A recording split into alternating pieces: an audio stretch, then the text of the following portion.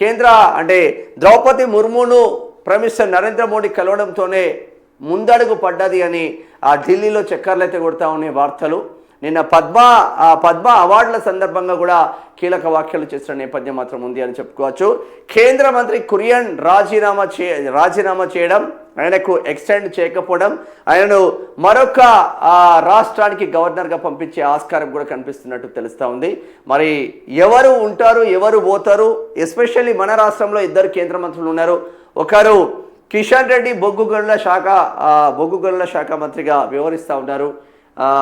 రెండవది బండి సంజయ్ కేంద్ర హోంశాఖ సహాయ మంత్రిగా వ్యవహరిస్తూ ఉన్నారు.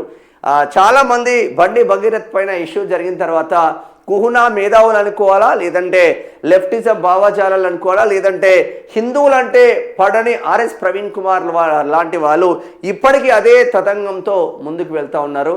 ఇక ఇంకో జర్నలిస్ట్ ఏమో పాపం ఎవరితో ఇంటర్వ్యూ చేసినా కూడా బండి సంజయ్ టాపిక్ లేనిది ఆ ఇంటర్వ్యూలు కంప్లీట్ కావట్లేదు. ఎంత కుచ్చి ప్రశ్నలు అడిగినా కూడా అయ్యో ఆయన అటు ఇటు తిప్పుకుంటున్నాడు తప్ప ఆన్సర్లు రావట్లేదని పాపం మతలాకుతలం అవుతున్న నేపథ్యం మాత్రం ఉంది అని చెప్పుకోవచ్చు. ఇక బండి సంజయ్ని తీసేసి ధర్మపురి అరవింద్కి ఇస్తారు, లేదు అంటే బండి సంజయ్ని తీసేసి ఈటల రాజేందర్కి ఇస్తారు అన్న ఒక ట్రాన్స్లోకి తీసుకొస్తా ఉన్నారు ఒక 3-4 యూట్యూబ్ ఛానళ్ళు. వాళ్ళ పప్పులేమో ఉడకవు అని బండి సంజయ్ వర్గాల నుంచి వస్తున్న సమాచారం మాత్రం ఉంది. ఒకవేళ ఇస్తే ఇవ్వచ్చు, లేకపోతే లేదు, కానీ బండి సంజయ్ని తీసేసే ప్రసక్తే లేదు అని కేంద్ర వర్గాల నుంచి అందుతున్న సమాచారం మాత్రం అందుతూ ఉంది. మరి నిజంగానే ఏం జరగబోతుంది అనేది కూడా చూసే ప్రయత్నం అయితే చేద్దాం. ఏ మంత్రిని తీసేసిలో అసలు ఏం జరగబోతుంది మంత్రివర్గంలో, కేంద్ర మంత్రివర్గంలో పునర్వ్యవస్థీకరణ ఉండబోతుంది, ఎవరెవరు రాబోతున్నారు, ఎవరెవరు ఉండబోతున్నారు, ఫస్ట్ చూసే ప్రయత్నం చేద్దాం. ఆల్రెడీ ఒక మంత్రి రాజీనామా కూడా చేసిండు. కేంద్ర మంత్రి రాజీనామా, రాజ్యసభకు నామినేట్ కాకపోవడంతో కురియన్ రిజైన్ చేసేసిండు.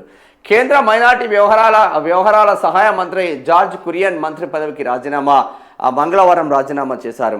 ఆయన రాజీనామాను రాష్ట్రపతి ద్రౌపది ముర్ము తక్షణమే ఆమోదించారు. రాజ్యసభ పదవీ కాలం జూన్ 21తో ముగిసింది.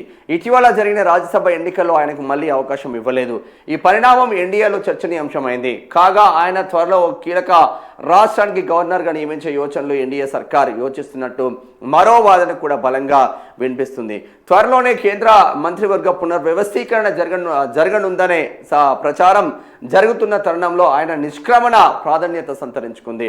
ఎన్డీఏ ప్రభుత్వంలో ఏకైక క్రైస్తవ మంత్రిగా ఉన్న 65 ఏళ్ల కురియన్ 1980లో బీజేపీ ఆవిర్భవించినప్పటి నుంచి పార్టీలో సభ్యుడిగా ఉన్నారు.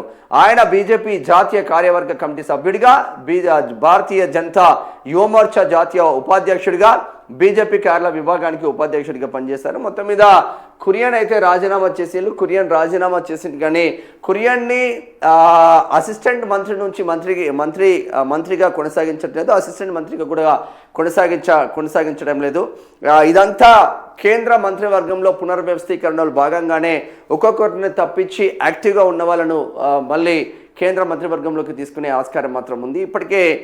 ఇప్పటికే ఒకరిద్దరికి ఆల్రెడీ ఉద్వాసన పలికేసిండు. కురియన్ కూడా ఒక మంచి రాష్ట్రానికి గవర్నర్గా వెళ్ళే అవకాశాలు కూడా కనిపిస్తుంది. సర్టెన్ ఏజ్ వచ్చిన తర్వాత governor is the best option అని గవర్నర్ పదవికి వెళ్తూ ఉంటారు చాలామంది. మొత్తం మీద ఇది జరుగుతూ ఉంది. ఇక రాష్ట్రంలో కేంద్ర మంత్రులు ఇద్దరున్నారు, ఇద్దరిని కూడా తీసేయట్లేదు ఇక్కడ. ఎందుకంటే కిషన్ రెడ్డి అందరు మంత్రుల కన్నా నెంబర్ 1 పొజిషన్లో తన ర్యాంకింగ్ ఉంది. కేంద్ర మంత్రి బండి సంజయ్ ఈరోజు ఈ రాష్ట్రంలో Bharatiya Janata party నిలబడ్డది, Bharatiya Janata party కలబడ్డది, Bharatiya Janata party కార్యకర్తలు ఎక్కువగా ఎదిగిన్లు అంటే అది బండి సంజయ్తోనే అని కేంద్రంలో ఉన్న అమిత్ షా కావచ్చు, నరేంద్ర మోదీ కావచ్చు, వాళ్ళిద్దరి దగ్గర సమాచారం అయితే ఉంది. వీళ్ళిద్దరిని ఇట్లనే పెట్టేసి ఒకవేళ తీసుకుంటే ధర్మపురి అరవింద్ను తీసుకుందామా, ధర్మపురి అరవింద్ను తీసుకుంటే మళ్ళీ సేమ్ సామాజిక వర్గం అవుతుంది. బండి సంజయ్ మున్నూరు కాపు సామాజిక వర్గం, బీసీ సామాజిక వర్గం, ధర్మపురి అరవింద్ కూడా బీసీ సామాజిక వర్గం, మున్నూరు కాపు సామాజిక వర్గం అని ధర్మపురి అరవింద్ను పక్కన పెట్టే ఛాన్స్ మాత్రం కనిపిస్తూ ఉంది. ఒకవేళ కేంద్ర మంత్రివర్గంలోకి తీసుకోవాలనుకుంటే బీసీలో అత్యధిక స్థానంలో తెలంగాణ రాష్ట్రంలో ముదిరాజులు ఉన్న నేపథ్యంలో అటు తన సతీమణి రెడ్డి సామాజిక వర్గానికి చెందింది, ఈటల రాజేందర్ ముదిరాజ్ సామాజిక వర్గానికి చెందిండ్లు. ఈ రెండు కులాల కాంబినేషన్తో ఒకవేళ తీసుకుంటే కేంద్ర మంత్రివర్గంలోకి ఇక్కడ ఈటెల రాజేందర్ మాత్రం వచ్చే అవకాశాలకు వినిపిస్తున్నట్టు ఇక్కడ సమాచారం అయితే అందుతుంది. మరి అది ఎంతవరకు సక్సెస్ అవుతుంది, ఎంతవరకు సక్సెస్ కాదో చూడాల్సిన ఆవశ్యకత ఉంటుంది. ఇంకొక ఎంపీ ఏం చేస్తున్నాడు అంటే పాపం బండి సంజయ్ని తీసేస్తే నాకే మంత్రి పదవి వస్తుంది, బండి సంజయ్ని తీసేస్తే నాకే మంత్రి పదవి వస్తుంది అని అనేక రకాలుగా కుట్రలు కుతంత్రాలు చేసిన ఎంపీ పైన కూడా కేంద్ర నిఘా వర్గాలకు సమాచారం వెళ్ళిన నేపథ్యంలో ఆయన ఎన్ని ఇంటర్వ్యూలు చేసినా కూడా ఈ టాపిక్ను కట్ చేస్తూ ఉన్న నేపథ్యం మాత్రం ఉంది. పాపం నిన్న ఓ జర్నలిస్ట్ మిత్రుడు అనేక రకాలుగా క్వశ్చన్ల మీద క్వశ్చన్లు బండి సంజయ్ని టార్గెట్ చేసి బండి సంజయ్ని ఇరికించడానికి అనేక రకాలుగా ప్రయత్నాలు చేసినా కూడా ఆయనకు ఢిల్లీ నుంచి వచ్చిన సమాచారం మేరకు ఆయన ఏం మాట్లాడకుండా ఉన్న నేపథ్యం మాత్రం ఉంది అని చెప్పుకోవచ్చు. ఇది కథ.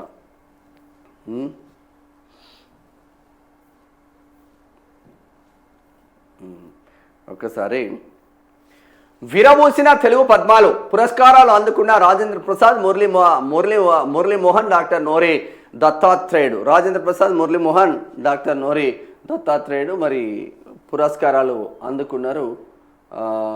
దేనికి? పద్మాలు.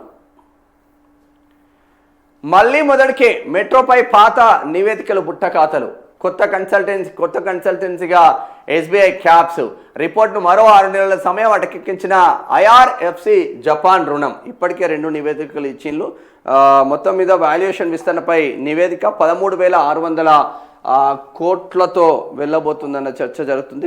13,600 కోట్ల రుణంతో వెళ్ళబోతుంది. ఇక్కడ కేంద్ర మంత్రి ఖట్టార్ను కలిసిన నేపథ్యం ఉంది. కిషన్ రెడ్డి ఒకవైపు, ముఖ్యమంత్రి రేవంత్ రెడ్డి ఒకవైపు, అశ్విని వైష్ణవ్ను, రక్షణ శాఖ మంత్రి రాజ్నాథ్ సింగ్ను, మొత్తం మీద కేంద్ర మంత్రులు అందరినీ కలిసి ఒక్కొక్క స్టెప్ బై స్టెప్ ముందుకు వెళ్తూ ఉన్నాడు రేవంత్ రెడ్డి అని చెప్పుకోవచ్చు. ఈ విషయంలో మెట్రోపై కలిసి నడుస్తామంటున్నారు సీఎం రేవంత్. కేంద్ర మంత్రుల సమావేశంలో నిర్ణయం కూడా తీసుకున్న నేపథ్యం మాత్రం ఉంది అని చెప్పుకోవచ్చు. ఇక కొత్త